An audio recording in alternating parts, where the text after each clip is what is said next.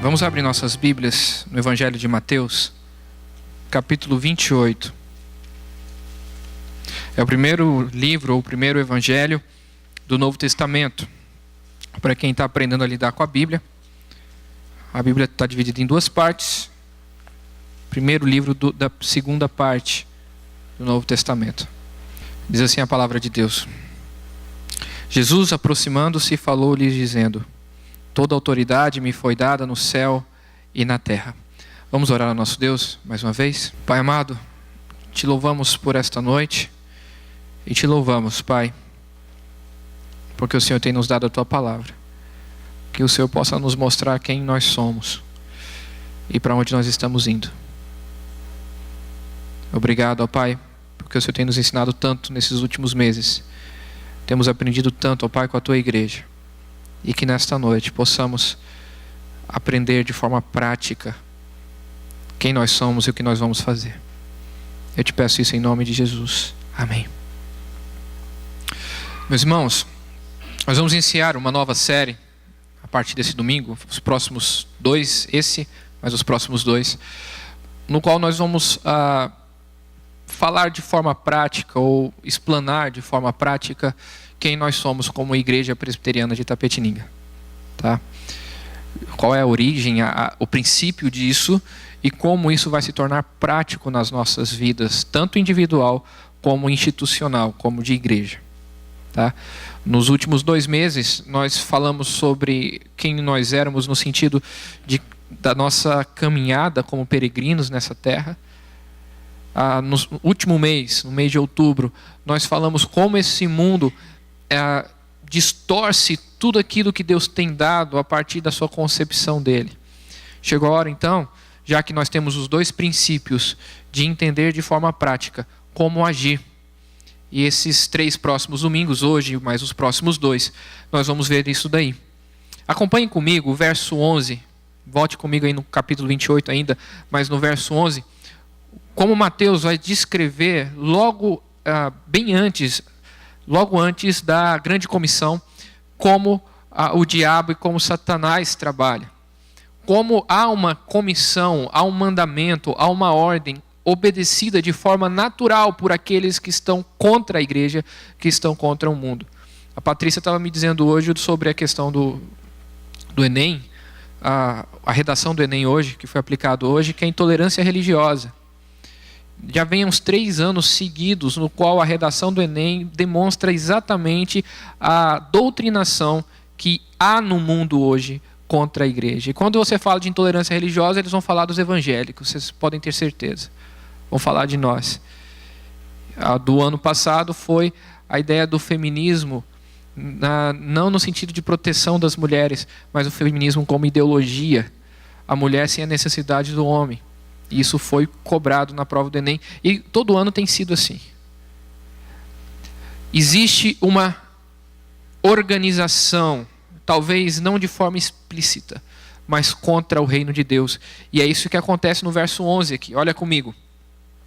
E indo elas, eis que alguns guardas foram à cidade e contaram aos principais sacerdotes tudo o que sucedera. O verso 11 mostra aos soldados que estavam à porta do túmulo de Cristo, e eles chegam aos sacerdotes, à liderança ali, contando o que havia acontecido. Eles contam a verdade, desesperados, com medo, até porque a vida deles dependia disso. Jesus era um condenado romano, aqueles soldados estavam ali para proteger aquele corpo, dos discípulos tirarem aquele corpo dali. Não havia condições daquele corpo ser tirado, exatamente porque soldados romanos bem armados estavam ali à porta. Esses homens vão atrás dos sacerdotes e não da autoridade romana, porque exatamente se a missão que foi dada a eles não foi cumprida, eles seriam mortos por isso. Eles estavam protegendo um corpo e o corpo sumiu. Não estava lá mais. Então eles vão atrás dos sacerdotes para contar o que havia acontecido. Olha o verso 12. Reunindo-se eles em conselho com os anciãos, deram grande soma de dinheiro aos soldados. Aqui está a primeira ação de como o mundo trabalha. A verdade ela existe, mas ela não é suportável. Jesus Cristo ressuscitou E isso não é suportável pelos ouvidos humanos. Isso precisa ser escondido a qualquer preço. E aqui acontece isso. Os sacerdotes dão grande soma de dinheiro àqueles soldados para eles ficarem o quê?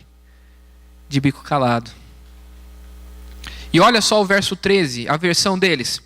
Recomendando-lhes que se dissessem: vieram de noite os discípulos dele e roubaram enquanto dormíamos. Divulguem isso, divulguem essa mentira. É nisso que eles têm que acreditar. É na mentira e não na verdade.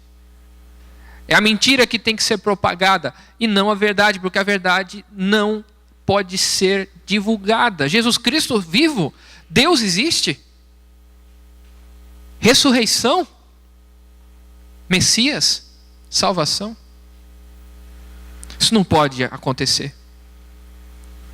O verso 14 diz: caso isto chegue ao conhecimento do governador, nós persuadiremos e vos poremos em segurança. Aqui mostra o tráfico de influência, né? Tem o poder. E se acaso você se der mal por causa dessa mentira, não se preocupe, eu vou te salvar e vou deixar você em segurança. Mantenha a versão, mantenha a história. Eu vou cuidar de vocês. Essa é a conversa que Satanás vem trazer a nós todos os dias. O verso 15 diz: e eles, recebendo o dinheiro, fizeram como estavam instruídos.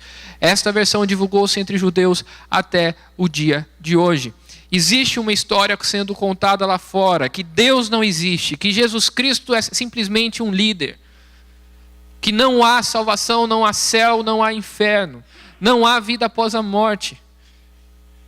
Existe uma história sendo contada lá fora e essa versão é divulgada até hoje e aceitamos religiosamente alguma coisa que dê certo com essa história, mas a fé de Cristo Jesus tem sido rejeitada. E aí vem Cristo. Versículo 16. Seguiram os 11 discípulos para a Galileia, para o monte que Jesus lhe designara. E quando o viram, adoraram, mas alguns ainda duvidaram. Versículo 18, Jesus vai dizer: aproximando-se, falou-lhes dizendo: toda autoridade me foi dada no céu e na terra. Ide, portanto, fazei discípulos de todas as nações, batizando-os em nome do Pai, do Filho e do Espírito Santo. Cristo demonstra que toda autoridade foi dada para ele. A verdade era aquela inicial que os soldados contaram aos sacerdotes. Jesus está vivo e ele é o dono de toda a terra e de todo o céu. Toda autoridade foi dada para ele. Nós somos exatamente esses discípulos que ouviram essa mensagem e agora têm uma certa missão, um trabalho a ser feito. E esse trabalho, é desse trabalho que eu quero conversar com vocês hoje. Porque nós não podemos falar de fé só no seu conteúdo. Nós temos que falar de fé na sua prática. Porque é isso que vai definir quem nós somos. No verso 15, se você observar, o trabalho do evangelho de Satanás, se a gente pode dizer assim, ele tem sido feito, ele tem sido divulgado, ele tem sido colocado na prova dos nossos adolescentes, para eles pensarem assim. E nós tratamos a fé como algo sobrenatural e transcendente, no qual nós não podemos tocar. A fé de cada um é individual. Mas quando nós olhamos para o que a Escritura diz, há um mandamento, há um trabalho a ser feito, e é disso que eu quero falar com vocês hoje. Uma pessoa que me inspira muito,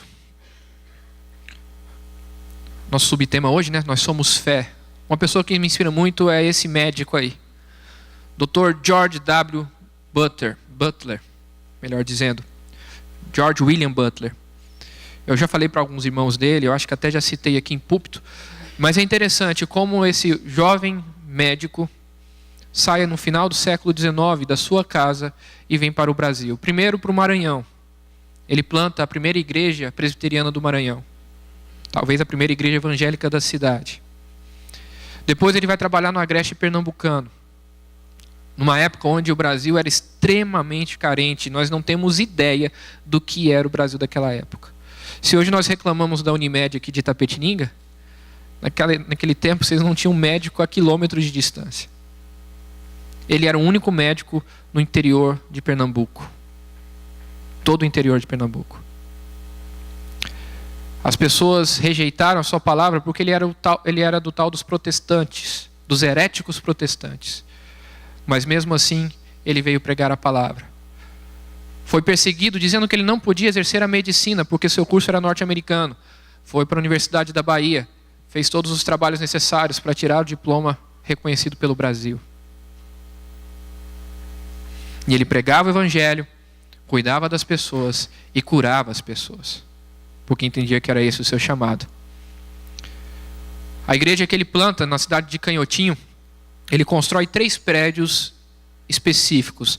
A Igreja Presbiteriana do Brasil está restaurando o 3º prédio agora. Ele estava meio caidinho. O primeiro prédio ele chama de Fé, que é exatamente o templo religioso, é onde as pessoas se reuniam para cantar louvores a Deus. O segundo prédio se chama Esperança, era onde ele montou uma escola para ensinar as crianças daquela cidade que não tinham educação, eram analfabetas. E o 3º prédio, como ele era médico, ele chama de Amor, no qual ele vai trabalhar para cuidar de pessoas exercendo a medicina. Muitas pessoas foram curadas por ele, enviadas por Padre Cícero, que vocês já devem ter ouvido falar dele como milagroso, ou milagreiro.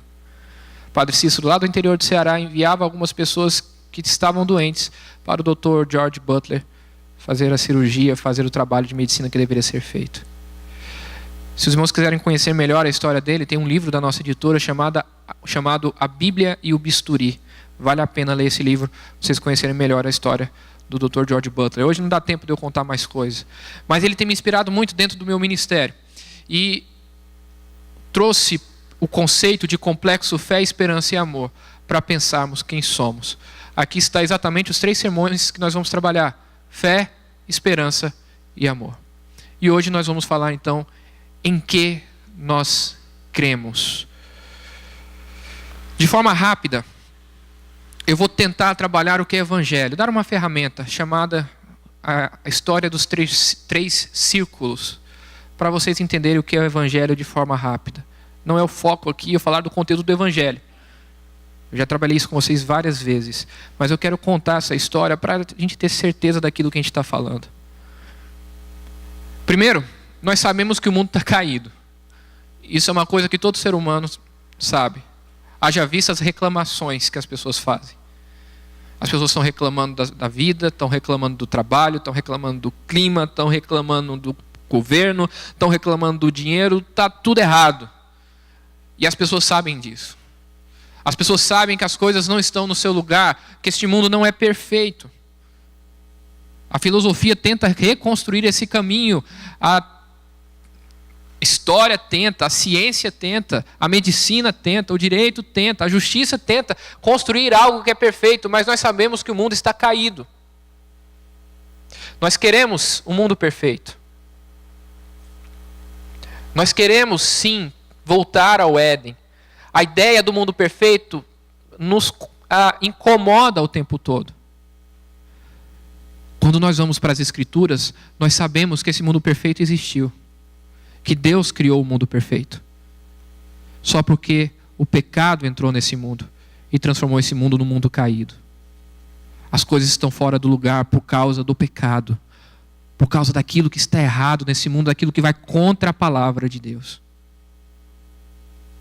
E aí, nesse mundo caído agora, sabendo que nós temos que voltar para um mundo perfeito, numa justiça perfeita, num amor perfeito, numa esperança perfeita para cada um de nós, nós tentamos sair dele, talvez com os nossos prazeres,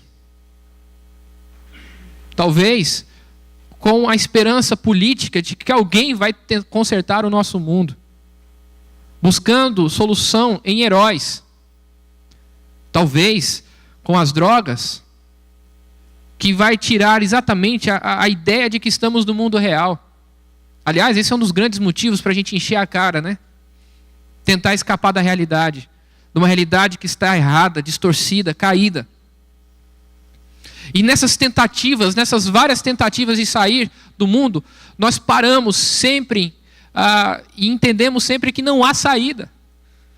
Que querendo ou não, nós vamos chegar no túmulo, nós vamos chegar na morte e tudo está fora do lugar.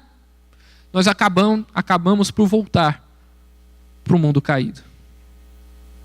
Não há saída. Não há saída. O mundo perfeito é simplesmente utopia para o ser humano comum. Mas Deus enviou o seu único filho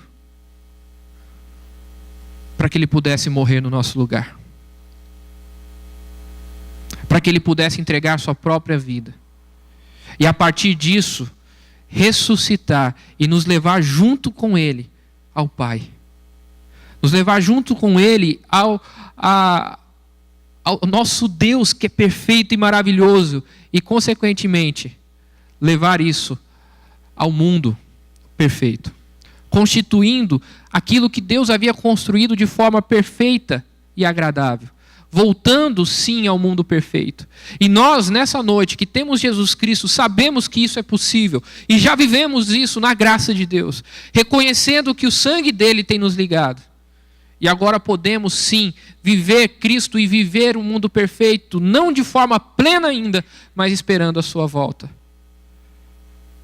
O mundo só não é perfeito ainda, porque há muitas pessoas lá fora que não ouviram essa história e ainda acreditam na história dos soldados e dos fariseus e dos sacerdotes. Essas pessoas precisam ouvir do Evangelho e nós estamos aqui para expressar essa fé, com o nosso louvor, como a gente acabou de cantar, com a nossa vida. Por isso que o mandamento está colocado aqui: fazer discípulos. Esse caminho foi dado a mim. Eu mudei, eu converti, cheguei a Cristo e a partir de Cristo cresci ao ponto de estar junto com meu Pai. Agora, tem muitas pessoas que estão aqui ainda, que precisam entender este caminho. Por isso a ordem é fazer discípulos. Assim como eu segui a Jesus Cristo, outras pessoas podem seguir a Jesus através da sua vida, através da minha vida. E essa ordem precisa ser cumprida. Esse é o Evangelho completo. Nós muitas vezes paramos aqui e não usamos esta seta, que é a ordem do Evangelho, que está clara aqui no verso 19. Ide, portanto, o fazei discípulos. O imperativo está exatamente no fazer discípulo, fazer pessoas me seguirem. Eu falei hoje de manhã um exemplo bem claro para a gente entender o que é isso, fazer discípulos, né? Alguém lembra do que eu falei hoje de manhã? Da mamãe pato? Ou da mamãe pata, né? Como é que a mamãe pata anda e como é que os patinhos vão atrás? Como é que é, gente? Seguindo, não é? É dessa forma que a gente prega o Evangelho, fazendo as pessoas nos seguirem. E aí está a importância do testemunho. Aí está a importância da moralidade.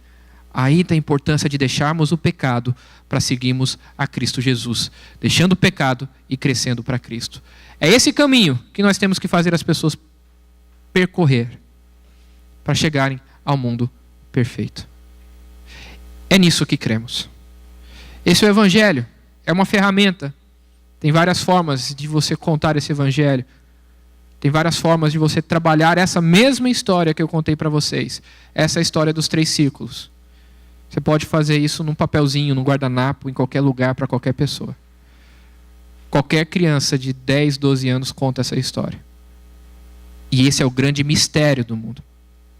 Eu aprendi essa ferramenta nesse último final de semana. Com o pessoal do Big Life, que trabalha na China, na Índia. Hoje eles têm mais de 23 mil igrejas naquela região. Espera aí, pastor, mas como assim 23 mil igrejas? Se eles estão dentro da janela 1040, onde ninguém é alcançado pelo Evangelho. São 23 mil igrejas de 10 pessoas, de 15 pessoas, de 20 pessoas. Porque eles não podem ter um templo como nós e reunir 100, 200 pessoas. Porque se eles fizerem isso, eles vão ser perseguidos, vão ser mortos, vão ser presos. E onde a igreja funciona? Nas casas. Aí você faz a conta, 23 mil vezes 10. Quantas pessoas dão? Contando essa história. Ouvindo e obedecendo. Fazendo discípulos.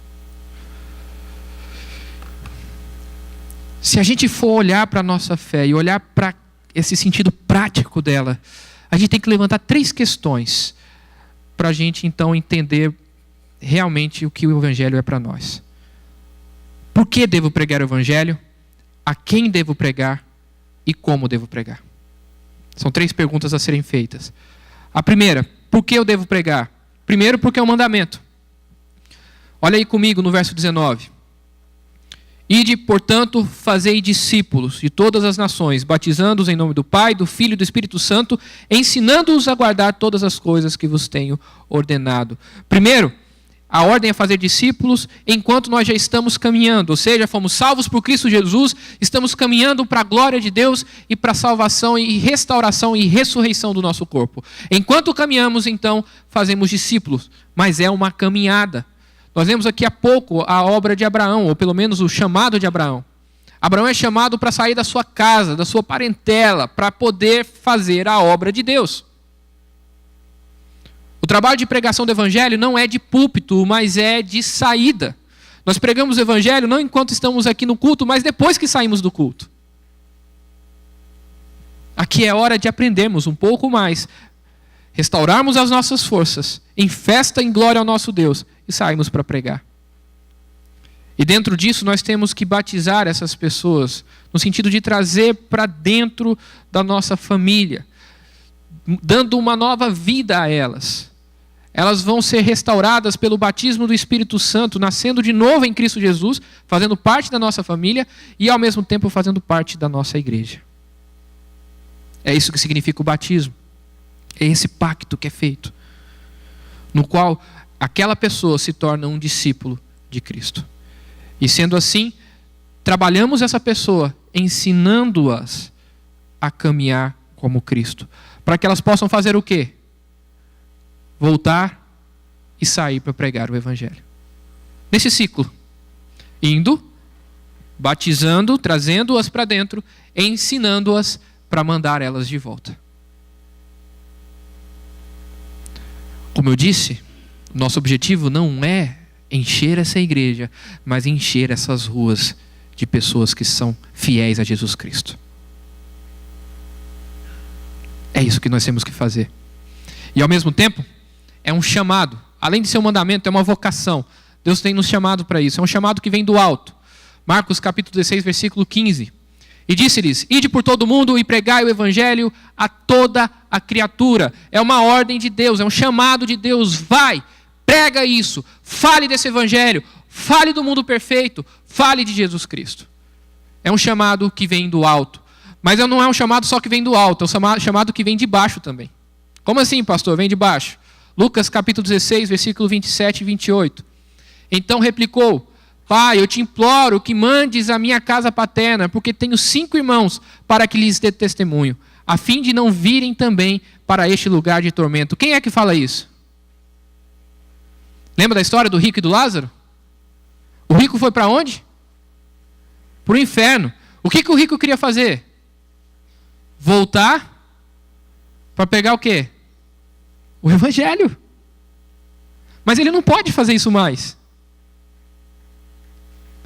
As pessoas estão clamando no inferno para que a gente pregue o evangelho, para que os que estão aqui fora se convertam. É de baixo também. Olha o clamor desse homem. Ele não queria que os irmãos dele fossem para lá. O chamado é do alto, o chamado vem de baixo. Mas o chamado também vem de dentro. O apóstolo Paulo escreve isso para os coríntios, na sua primeira carta. Se anuncio o evangelho, não tenho de que me gloriar, pois sobre mim pesa essa obrigação. Porque ai de mim se não pregar o evangelho, se faço de livre vontade, tenho galardão. Mas se constrangido, é então a responsabilidade de dispenseiro que me está confiada. Lembra do incômodo, que é o chamado interno? A ideia de que o mundo está errado e a gente precisa trazer o mundo perfeito de volta. Esse incômodo, ele está dentro de nós. Ele é interno. Cristo está chamando você a trazer as pessoas a conhecer esse mundo perfeito. Que só pode ser conhecido através de quem? De Jesus. E não é só um chamado de dentro. É também um chamado de fora. Atos capítulo 16, versículo 9 diz assim: à noite sobreveio a Paulo uma visão na qual um varão macedônico estava em pé e lhe rogava, dizendo: passa a Macedônia e ajuda-nos. As nações estão clamando por Jesus Cristo. O mundo lá fora está desesperado. Nós queremos justiça, mas não sabemos onde encontrar justiça. Nós queremos paz, mas não sabemos onde encontrar paz. Quem é que tem a palavra de justiça, de paz, de amor? Somos nós. É um chamado do alto, é um chamado de baixo, é um chamado de dentro, é um chamado de fora. A quem pregar? Quem deve ser o nosso alvo? É a segunda pergunta. Por quê, a quem e como? Mas a quem eu devo pregar? Eu vou falar de forma institucional agora. Eu vou falar de forma pastoral. O que a igreja presbiteriana tem que fazer? Nós podemos começar pelo nosso estado. Esse mapa aqui foi cedido pela Igreja Presbiteriana de Pinheiros. Tudo que está em branquinho são cidades onde não há igreja presbiteriana. Pastor, mas não há evangelho nessas igrejas? Nessas cidades? Provavelmente sim. Mas meu ponto de partida é a igreja presbiteriana. Afinal, sou presbiteriano. Segundo lugar, essas cidades não vivem plenamente a justiça, não vivem plenamente o amor, não vivem plenamente a paz de Deus. Portanto, há lugar para a pregação do evangelho. O dia que qualquer uma dessas cidades for como o céu, que todos forem de Jesus Cristo, aí talvez seja a hora de parar de pregar o evangelho naquela cidade, mas isso vai demorar um pouquinho. Então, pensando como igreja presbiteriana, nós temos todos esses vãos abertos dentro do nosso estado. As cores definem os sínodos. O nosso sínodo é esse rosinha mais escuro, rosa para o roxo, que pega toda essa região. Vamos tentar facilitar isso um pouquinho mais? Vamos para a nossa região. Essa é a nossa região, sudoeste paulista. As cores estão divididas pelos presbitérios. Aqui são os presbitérios, o nosso presbitério está aqui em azul. Está aqui Tapetininga, Angatuba e Capão Bonito. São as 3 igrejas presbiterianas, ou as 3 cidades no qual há trabalho presbiteriano na nossa região. Em azul mais claro são as congregações, as cidades que há trabalho incipiente, não há trabalho organizado, não há conselho, não há uma igreja que tome conta da sua própria vida. Portanto, é um trabalho ainda de plantação. Tá? Se a gente olhar à nossa volta, há muitas cidades em branco. Há muitos lugares a serem trabalhados. Eu fiquei assustado com essa situação quando eu cheguei aqui. E por isso já pensei logo de cara em propor isso para o conselho. O conselho é prova disso que eu estou dizendo. Nós temos que pensar o nosso trabalho missionário. Queremos fazer missões na África, mas a nossa região não é alcançada. Queremos fazer trabalho no Mato Grosso do Sul, mas não há trabalho missionário na nossa região. Como assim? Como é que a gente pode fazer discípulos se a gente não sabe pregar o evangelho? Se a gente não sabe plantar igrejas, se não é possível ter pequenas igrejas dentro das nossas casas. E aí a gente agora pode pensar como fazer. Já que há tanto espaço de trabalho na nossa região, como fazer isso? Como plantar igrejas, levar o evangelho a essas regiões? E aí chega a hora da gente pensar como. Como é que a gente planta uma igreja? Primeiramente, oração. É Deus que faz o trabalho, não é a gente. A gente ora para Deus nos orientar em como fazer. Oração que desperta em nós a compaixão, o amor por essas cidades, por essas regiões. Segundo lugar, o elemento pessoal, o plantador. Como é que foi que Deus salvou o mundo mesmo? Vocês sabem? O que ele fez? Vamos lá, gente. Ele enviou o seu filho, enviou Jesus, para que as pessoas pudessem imitá-lo. Então o que a gente tem que fazer quando a gente vai para um lugar, para um campo? Enviar alguém para que as pessoas possam imitá-lo. É o que a gente chama de plantador. A gente precisa de um plantador. Terceiro, a gente precisa de um lugar. Para onde a gente vai enviá-lo? Para qual cidade? E terceiro, nós precisamos sustentar esse plantador lá. Deus tem a sua providência. Nós temos o dinheiro que Ele manda para a gente de acordo com a sua providência. Sem o dinheiro não tem como sustentar essa pessoa lá, tem? Aliás, os nossos missionários sofrem bastante com isso. Eles vão para o campo e a gente acha que eles vão comer da fé, né? Sendo que a igreja é que é responsável em mandar o dinheiro para sustentá-lo. Bom, não é fácil fazer isso, mas Deus tem aberto as portas para a gente. A cidade que entrou no nosso coração, nos nossos planos, foi a cidade de Pilar do Sul, uma cidade de 35 mil habitantes. Mas antes de pensar em Pilar do Sul, Deus colocou na nossa vida e na vida do conselho da nossa igreja o reverendo Edson, que é um homem humilde, de trabalho, e um homem que é de oração, confia no Espírito Santo. São características essenciais de um plantador. Então o pastor Edson foi convidado a ser pastor da nossa igreja, pastor auxiliar, para plantar em Pilar do Sul. Ele vai morar na cidade de Pilar do Sul. Como é que a gente prega o evangelho se a gente não está com o povo? Não tem como ele morar aqui, ele tem que morar lá. Jesus desceu ao mundo, ele não ficou no céu. Ele desceu. Então o Edson precisa morar lá. Isso está sendo providenciado, ele deve vir já em janeiro. Pilar do Sul tem 35 mil habitantes. Mas como é que a gente vai sustentar o Edson? E aí é a hora de correr atrás de quem tem a visão para plantar, para investir. E nós estamos em 3. A Igreja Presbiteriana de Itapetininga, o Plano Missionário Cooperativo da IPB e a Igreja Presbiteriana de Pinheiros. São 3 entidades para sustentar o reverendo Edson lá. Qual que é a intenção de tudo isso? É glorificar o nome de Deus em primeiro lugar, obedecendo o seu mandato. Segundo lugar, qual que é o objetivo? É mudar a vida das pessoas daquela cidade, salvando-as, pregando aquele evangelho que eu acabei de pregar para vocês aqui. E em terceiro lugar, mudar a nossa forma de pensar sobre o que é fé. O que é fé? Se Deus quiser, nós vamos ter mais um azul aqui. O trabalho é para 3 anos. Em 3 anos, se Deus assim nos abençoar, isso aqui vai ficar mais escuro. E a gente terá uma 4ª cidade no nosso presbitério, com uma igreja presbiteriana organizada. E que pensa dessa forma. Esse é o nosso trabalho, esse é o nosso complexo de fé. É assim que a gente vai trabalhar com a nossa fé. E nós? E você, individualmente? Essas 3 perguntas são feitas para você hoje à noite. Por que você deve pregar o evangelho? A resposta é bem clara. Porque é um mandamento e é um chamado. Lembra?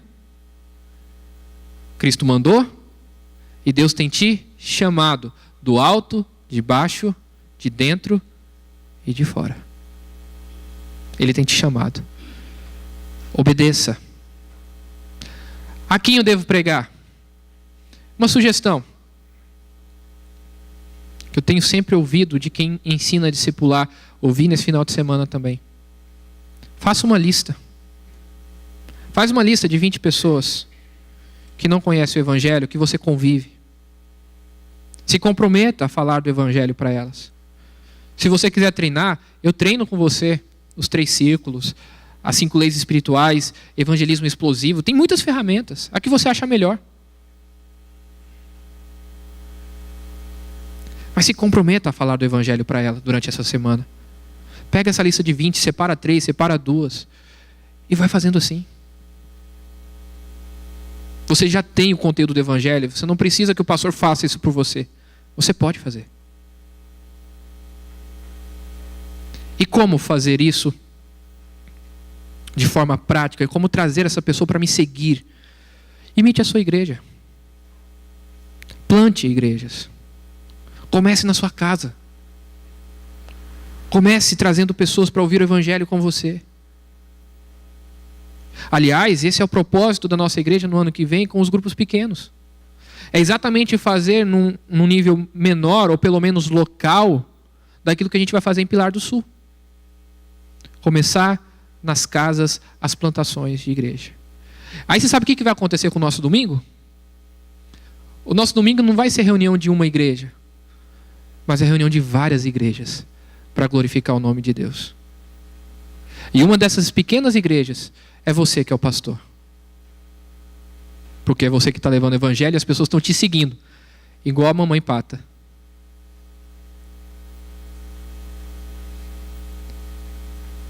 Isso é a nossa fé.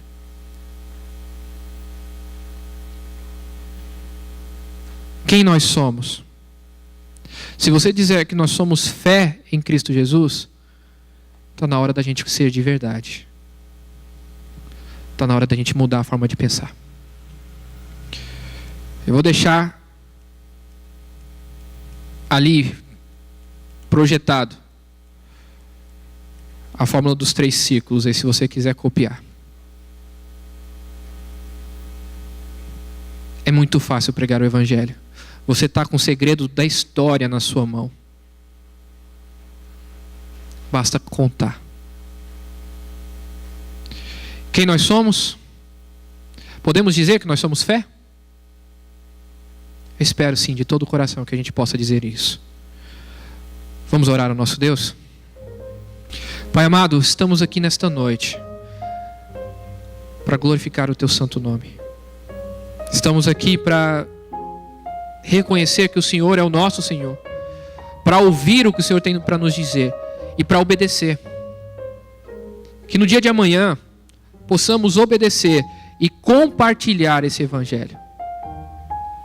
Que possamos pregar, ó Pai, o Evangelho de forma simples, de forma eficaz, no qual nós dizemos para as pessoas: me sigam, porque eu estou seguindo o Mestre.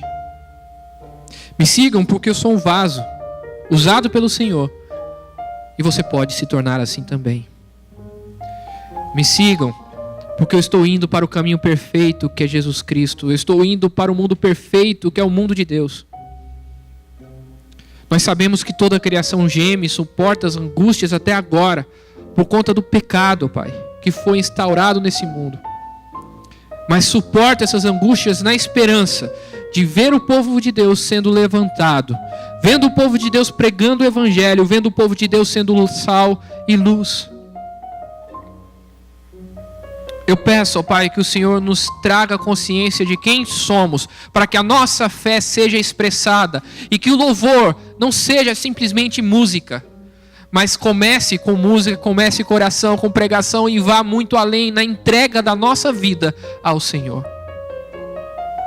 Mesmo que isso nos leve à prisão, mesmo que isso nos leve a não passar no Enem, mesmo que isso nos leve a ser perseguidos pelo mundo lá fora, que abertamente abriu guerra contra o Senhor. Eu peço ao Pai, mude a nossa mente em relação ao que é fé. Fé não é um amuleto para conquistarmos o que queremos. Fé é a certeza daquilo que ainda não vemos, mas sabemos que está em nós o mundo perfeito de Deus. E que possamos viver essa fé. Que as curas possam advir disso, da nossa urgência e necessidade de pregar o Evangelho.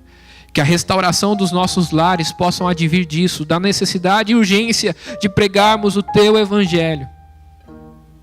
Que as nossas economias possam se reorganizar, para que possamos entender que vivemos para pregar o Teu Evangelho.